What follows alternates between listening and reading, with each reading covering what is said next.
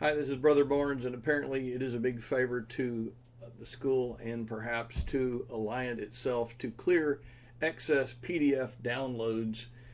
I logged into instructor information and checked under course administration and miscellaneous options. That was not where this option was located. It is over under system utilities. Click on that, and then it says work with my reports, and I'm going to select all of these. And I'm assuming by faith that all of these are deletable.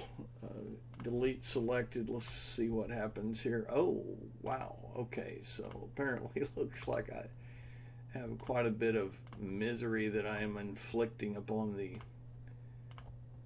institution. I think the email said clear these out monthly. Obviously, I have not done that. Let's see how far back that. Okay, all the way. Okay, well that's actually current.